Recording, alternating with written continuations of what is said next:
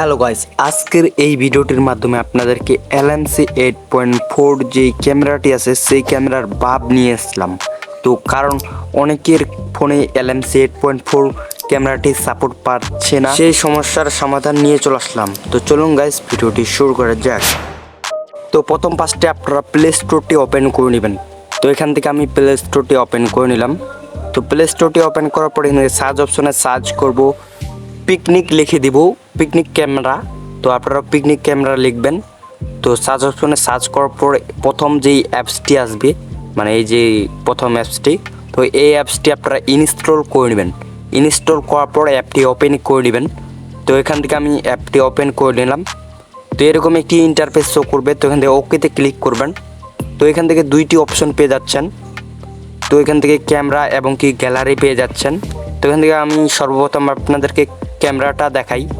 তো ক্যামেরা অপশনে ক্লিক করে দিলে এরকম একটি ইন্টারফেস শো করবে। তো এগুলা অ্যালাউ দিয়ে দিবেন। তো দিয়ে দেওয়ার পর কয়েক সেকেন্ড ওয়েট করে নেবেন। তো তারপর এখান থেকে অনেকগুলো ফিল্টার পেয়ে যাবেন যেগুলো প্রিমিয়াম।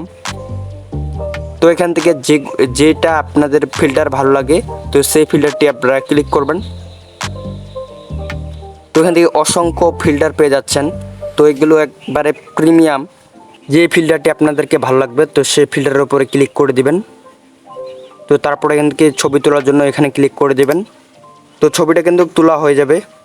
তো আপনাদেরকে গ্যালারি অপশনটা দেখাই। তো গ্যালারির উপরে ক্লিক করব।